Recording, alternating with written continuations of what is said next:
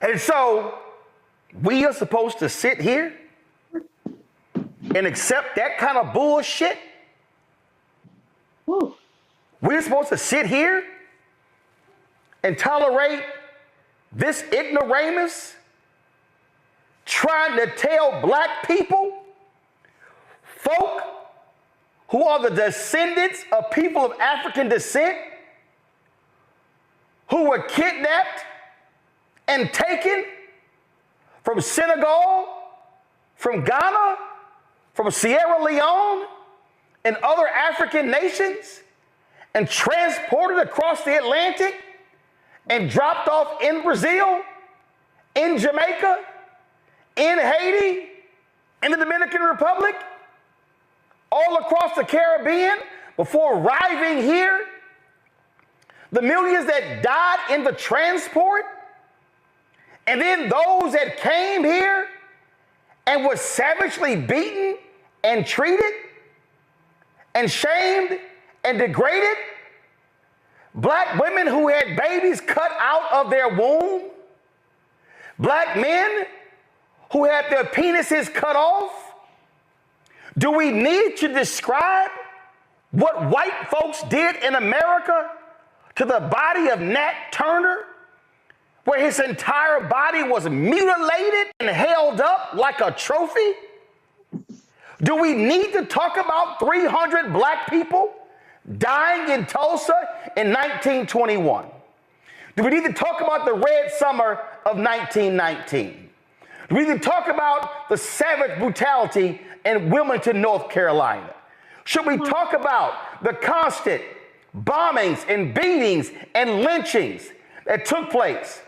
Should we talk about the group of black soldiers who killed white folks in Houston for how they were being treated? We can go on and on and on and on and talk about Rosewood. We can go all across this country. And this son of a bitch has the audacity, the unmitigated gall to sit in front of a group of black people and explain to them how in the hell we should equip our boys and girls to be resilient.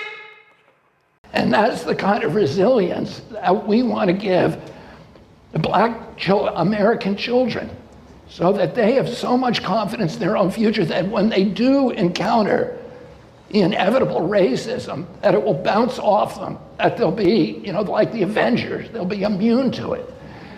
And then we don't have to stop racism altogether, because we're never going to be able to do that, but we can have children that are not affected by it, that don't internalize it, that don't see it as their problem. They see it as the person who's racist problem. I'm gonna have to take a walk. Yeah,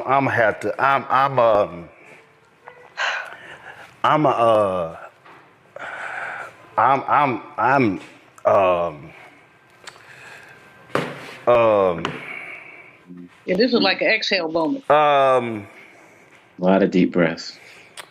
Yeah, we supposed to let. I don't think you can change that part of human nature. What you can do is you can make kids resilient against it. And the way you do that is by giving them a great education so that they know that they have potential. And the other thing is to give them business models, role models, and opportunities within their own neighborhood. Black men who are running barbershops, who are running bars, who are running dance studios, who are running local businesses, restaurants, etc., and who are part of that community. And when I was a kid, my uncle was the first Irish Catholic president of our country, and when he ran for president, there was a tremendous resurgence in anti-Catholic sentiment in this country, and a resurgence of the Ku Klux Klan. I remember crosses being burned when I was a kid against an anti-Catholic president. I was called anti-Catholic slurs when I was a kid, but it never bothered me. If somebody called me that, I would think that guy's got a problem, but I didn't think I have a problem. And that because I had a great education, I had a family who loved me, I had role models in my country, I had confidence in my own future. Oh, those kind of things had no impact on me. And that's the kind of resilience that we want to give the Black American children, so that they have so much confidence in their own future that when they do encounter the inevitable racism, that it will bounce off them, that they'll be, like the Avengers, they'll be immune to it. And then we don't have to stop racism altogether, because we're never going to be able to do that, but we can have children that are not affected by it, that don't internalize it, that don't see it as their problem. They see it as the person who's raised his problem. Robert F. Kennedy Jr. has no idea. Even if you have all of the degrees. See, Robert F. Kennedy Jr. talk about all that resilience and then Avengers. I don't let nobody white mistreat me. I don't let anybody, black or white, talk to me any way they want to. But don't you think for a second, when I'm having to sit here and I'm talking to Group M, and I'm talking to Publicis, and I'm talking to Horizon, and I'm talking to IMG, I'm talking to all of these ad agencies, and then they decide, no, we're not gonna buy black. And they don't say we're not gonna buy black. They just don't buy black.